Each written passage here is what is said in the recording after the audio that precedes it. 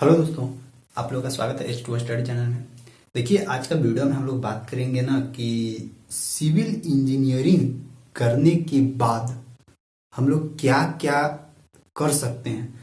मतलब कि civil engineering यानी पॉलिटेक्निक से सिविल इंजीनियरिंग करने के बाद हम लोगों को क्या क्या स्कोप मिलती है, कहाँ कहाँ हम लोग फॉर्म अप्लाई कर सकते हैं, क्या क्या हम लोग कर सकते हैं। इसमें प्राइवेट जॉब प्लस में गवर्नमेंट जॉब में क्या डिफरेंसेस है, किसमें कितना ज्यादा वैकेंसीज आती है, ये सब सारी बातें हम लोग बात करेंगे। और एकदम फैक्ट वाली बातें, कोई हवा वाला बातें नहीं होगी। जो अभी चल रही है केवल उसी के बारे में बातें होगी। जो अभी आप लोग देख रहे होंगे, आप लोग समझ रहे होंगे, क्योंकि अभी आप लोगों का समय है। बहुत लोग अभी कर रहे होंगे, बहुत लोग करके निकल चुके होंगे। जिन लोगों का कुछ विजन नहीं दिख रहा होगा कि हमको किस में फॉर्म अप्लाई करना चाहिए, किस में फॉर्म नहीं अप्लाई करना चाहिए, किसको हम लोग कैसे चेक करें, कब फॉर्म अप्लाई किया जाएगा, ये सब सारी बातें हम लोग इस वीडियो में देखेंगे। तो ये वीडियो बेसिकली उन लोगों के लिए है कि जो पॉलिटेक्निक से 3 साल का, ध्यान रखिएगा, पॉलिटेक्निक 3 साल का किए हैं, कौन सा ट्रेड, सिविल इंजीनियरिंग से किए हैं, उन लोगों के लिए है। तो देखिए, सबसे पहले हम आप लोगों को बता दें कि सिविल इंजीनियरिंग में जॉब का जो ख्वाब देख रहे हैं, देखिए हम पहले ही बोले हैं, जो भी बात बोलेंगे रियलिटी बात बोलेंगे, कड़वा लगे या फिर मीठा लगे, हमको उससे फिर दिक्कत नहीं होगा, ठीक ना। तो देखिए, एक चीज बता रहे हैं कि सिविल इंजीनियरिंग में जॉब लेना है तो पढ़ना पड़ेगा, और अभी से ही पढ़ना होगा। बहुत लोग होंगे फर्स्ट सेमेस्टर में होंगे, बहुत लोग अभी थर्ड सेमेस्टर में भी होंगे, बहुत लोग अभी 6 सेमेस्टर में भी होंगे, बहुत लोग पास आउट भी हो चुके होंगे। सबके लिए बता रहे हैं कि अगर आप लोगों को सिविल इंजीनियरिंग में जॉब लेना है तो पढ़ना पड़ेगा, और वो भी बहुत अच्छा से पढ़ना पड़ेगा।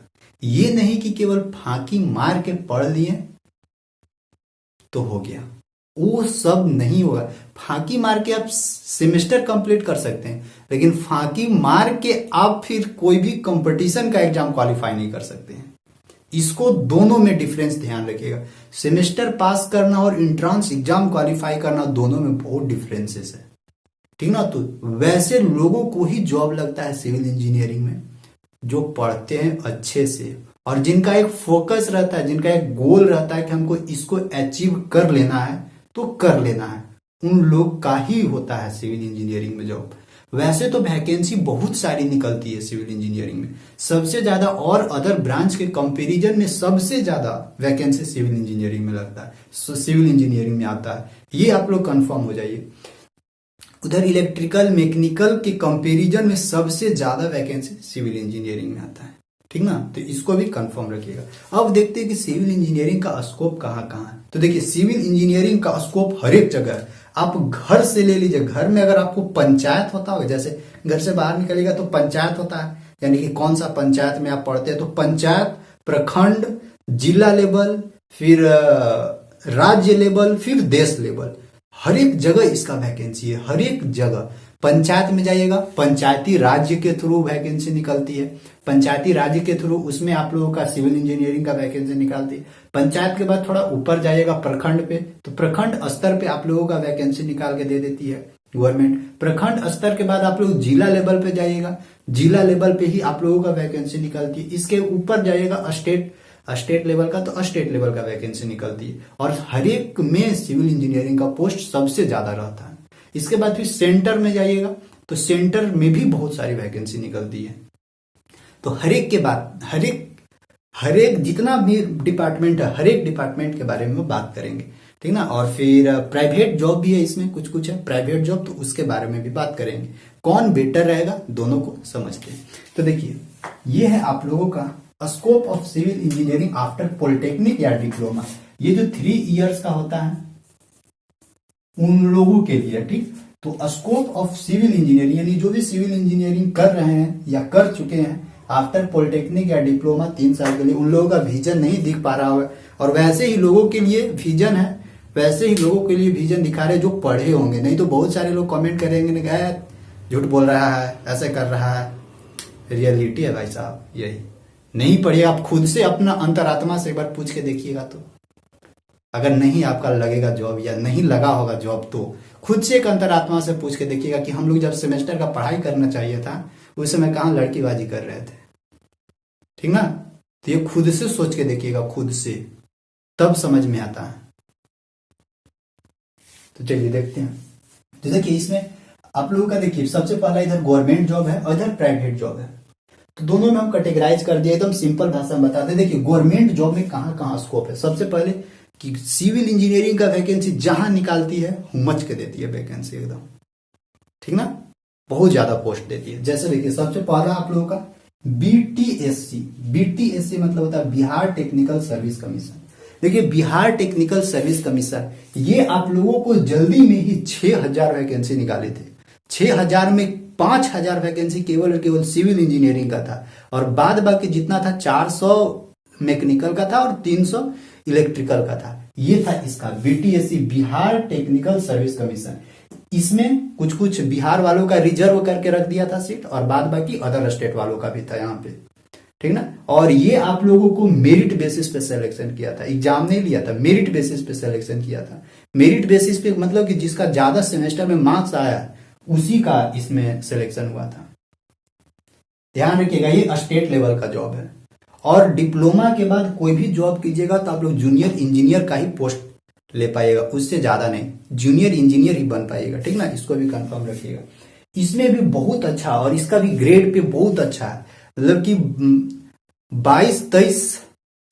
22 से 25 के बीच में, मतलब 22 के से 25 के बीच से सैलरी इसका स्टार्ट करता है, और मैक्सिमम जैसे जैसे समय बढ़ती वैसे वैसे इसका बढ़ते जाता है सैलरी, ठीक ना। तो ये था बीटीएससी यानी बिहार टेक्निकल सर्विस कमीशन। इसके अलावा भी बिहार में अगर देखा जाए तो बिहार में भी और बहुत सारी वैकेंसी आती है, जैसे कि मनरेगा के थ्रू भी, मनरेगा जेई जो कॉन्ट्रैक्ट बेसिस पे रहती है, तो मनरेगा जेई के थ्रू भी आता है। अगर आप फिर प्रखंड या फिर गांव लेवल का चले जाएगा तो वहां पे भी पोस्ट आती है जेई का, लेकिन ये सब ढूंढते रहना पड़ता है ना, ढूंढते रहना पड़ता है। दिमाग को शांत मत रखिएगा, ढूंढते रहिएगा कि कहाँ पे क्या वैकेंसी आई। स्टेट का जो अपना साइट होता है उस साइट को चेक करते रहिएगा, डिस्ट्रिक्ट का जो अपना साइट होता है उस साइट को चेक करते रहिएगा कि कहाँ पे रिक्वायरमेंट्स आई है, ठीक। इसके बाद है देखिए एसएससी जेई। ये एसएससी जेई है सेंट्रल लेवल का जो staff selection commission junior engineer.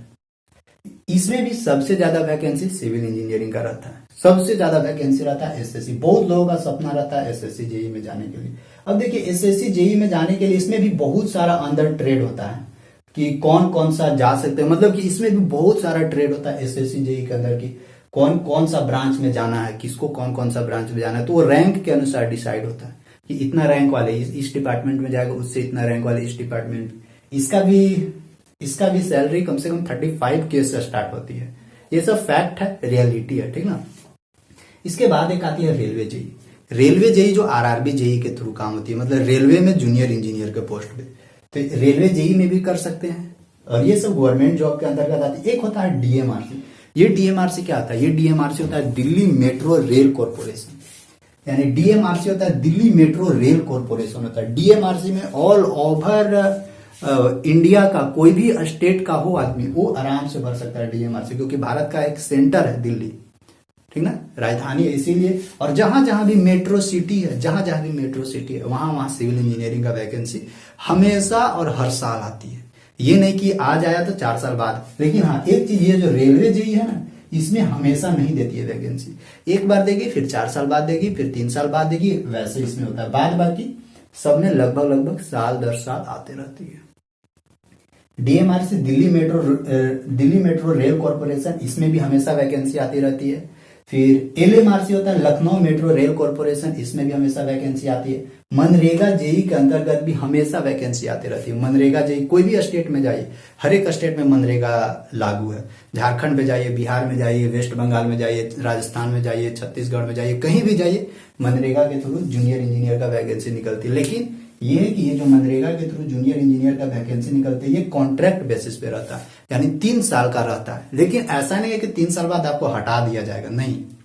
3 साल बाद भी कॉन्ट्रैक्ट बेसिस, मतलब एक होता है ना ठेकेदार वाला बेसिस, वही 3 साल का आपको कॉन्ट्रैक्ट दे देगी कि आप वहां जाकर आप काम करवाइए। लेकिन हटाती नहीं है, 3 साल के बाद भी और प्रमोशन होते रहता है, तो आराम से सब करते हैं। और ये हमेशा आती है मनरेगा जी, साल में हमेशा वैकेंसी निकलता है। और ये मनरेगा जेई स्टेट लेवल का है। स्टेट में और हर एक डिस्ट्रिक्ट में अलग अलग मनरेगा जेई का वैकेंसी निकलता है। आप लोग भी अपना अपना डिस्ट्रिक्ट में देखिएगा कि मनरेगा जेई का कब कब वैकेंसी आती है।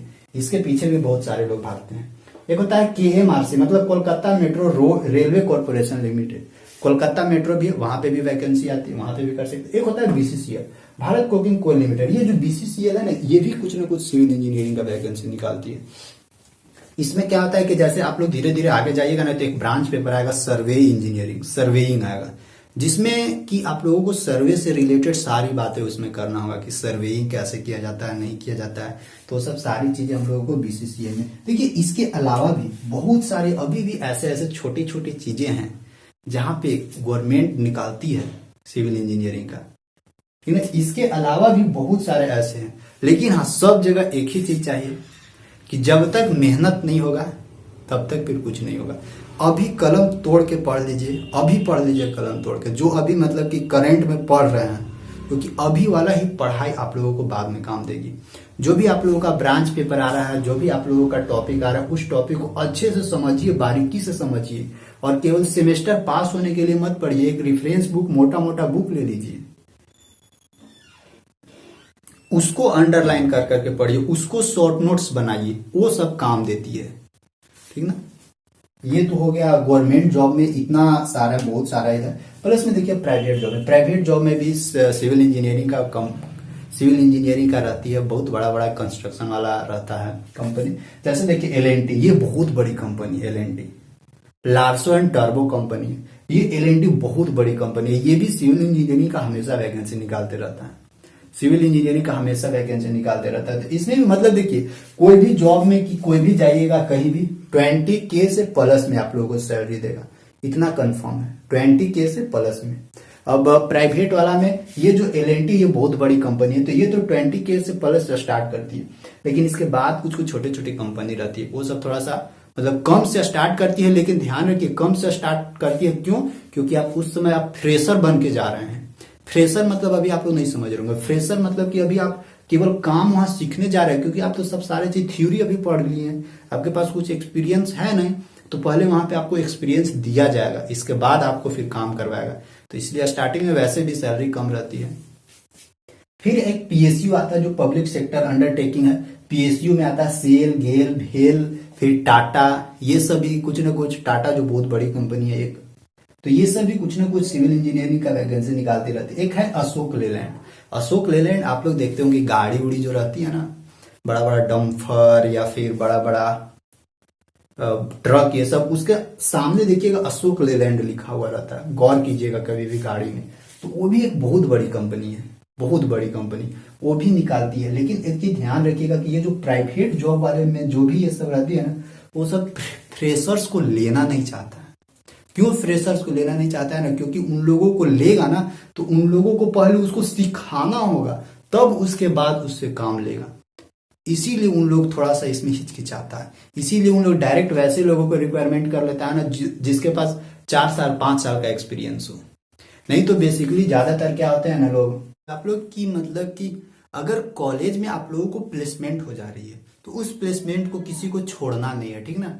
इस बात को भी जरूर ध्यान रखिएगा कि अगर कॉलेज में आप लोगों को प्लेसमेंट हो जा रही है, तो उसमें आप लोग जरूर जाइएगा, क्योंकि ये जो कॉलेज में प्लेसमेंट हो जाती है ना, वो सबसे बढ़िया है, जॉब लेने का मौका आप लोगों को मिलता है। तो अगर किसी को भी, कोई भी गवर्नमेंट कॉलेज में, चाहे कोई भी स्टेट का हो, किसी को भी अगर गवर्नमेंट कॉलेज से अगर प्लेसमेंट हो जा रही है, क्योंकि होती है, बहुतों को होती है प्लेसमेंट, गवर्नमेंट कॉलेज से उठाकर कंपनी ले जाती है। तो अगर कोई भी गवर्नमेंट कॉलेज से किसी को भी प्लेसमेंट हो जा रही है, तो इस प्लेसमेंट को किसी को भी छोड़ना नहीं है, ठीक है ना। इस प्लेसमेंट को किसी को भी छोड़ना नहीं है, क्योंकि ये जो प्लेसमेंट है ना, यही आप लोगों को बहुत आगे तक ले जाएगी। और सबसे बढ़िया है कि पढ़ाई करते करते आप लोगों को जॉब लग गया तो और बढ़िया है, तो ठीक ना। अगर किसी को भी प्लेसमेंट, क्योंकि होती है, प्लेसमेंट होती है, बहुत सारी कंपनी आएगी आप लोगों को कॉलेज में, प्लेसमेंट लेगी, इंटरव्यू लेगी।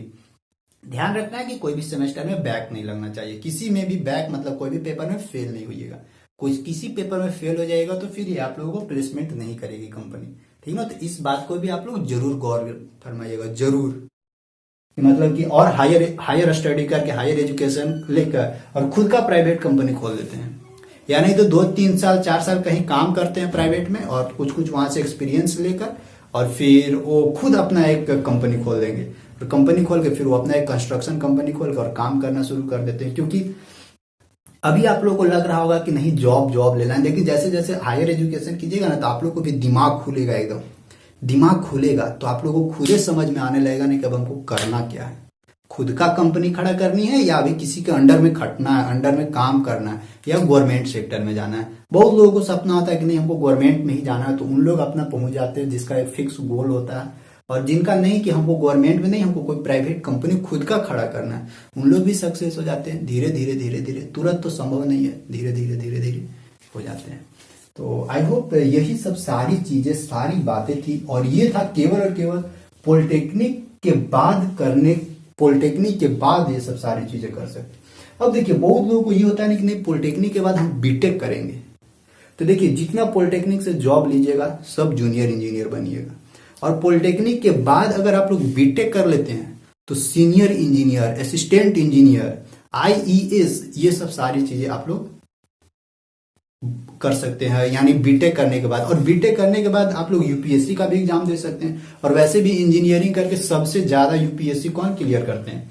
बीटेक वाले ही यूपीएससी क्लियर करते हैं, यानी जो इंजीनियरिंग डिपार्टमेंट से रहते हैं ना उन्हीं लोग सबसे ज्यादा यूपीएससी क्लियर करते हैं। आप लोग ना यूपीएससी का पूरा सीरीज निकाल के देखिएगा, यूपीएससी का पूरा सीरीज निकाल के देखिएगा, अधिकतर यूपीएससी में वही लोग क्वालिफाइड होते हैं ना जो इंजीनियरिंग किया हुआ। और मैक्सिमम लोग जो यही civil, mechanical, electrical, computer science, इन्हीं लोग जो होते हैं इन्हीं लोग निकाल के ले जाते हैं सीट। आप लोग देख लीजिएगा, बाई चांस कभी भी वैसा नहीं होता है, बाई चांस ही होता है कि जो टॉपर होते हैं उन लोग इंजीनियरिंग बैकग्राउंड से नहीं होते, नहीं तो मैक्सिमम इंजीनियरिंग बैकग्राउंड से रहते हैं। क्योंकि उन लोगों का थोड़ा सा दिमाग पहले से खुला हुआ रहता है। ये इंजीनियरिंग ने ऐसा आपको बना देगा ना, ऐसा बना देगा, ये दिमाग का जो जंग धर लिया है, जंग, वो जो एक होता है ना, एक होता है रिंच, उस रिंच को पूरा घुमा देता है एकदम। मतलब कि जो भी जंग लगा हुआ ना उस जंग को खत्म करके फिर उस स्क्रू को ढीला कर देता है। इंजीनियरिंग ऐसा चीज है। लेकिन हाँ, बस सबका एक ही लास्ट बात कि पढ़ना होगा, अच्छे से समझना होगा, तभी ये सब सारी ख्वाहिशें पूरी होगी। सारी बातें जो भी बताएं रियल बेसिस पे बताएं, रियलिटी पे बताएं, कुछ भी एक्स्ट्रा ऐसा चीज नहीं बताएं जो आप लोगों को लगे कि नहीं हम कुछ बहुत बड़ी बड़ी बातें कर दिए। नहीं, सारा चीज जो रियलिटी जो हम खुद देख रहे हैं, खुद कर रहे हैं, वही सब सारी बातें हम आप लोगों को रिकॉर्ड करके आप लोगों को हम बता दिए। ठीक ना? तो आई होप आप लोगों को कुछ कुछ विजन दिखा होगा। अच्छा है, मेहनत कीजिएगा ना। बहुत लोग जाते हैं, बहुत लोग जॉब लेते हैं, बहुत लोग प्राइवेट कंपनी में भी जाते हैं, बहुत लोग खुद का कंपनी बना देते हैं, कंस्ट्रक्शन कंपनी। तो आप लोग भी उसी में से हैं। तो आप लोग क्यों हार मानते हैं, क्यों पीछे रहिएगा? किसी को पीछे नहीं रहना है, मंजिल जरूर मिलेगी, बस कोशिश करते रहना है। ठीक, थैंक यू, बाय।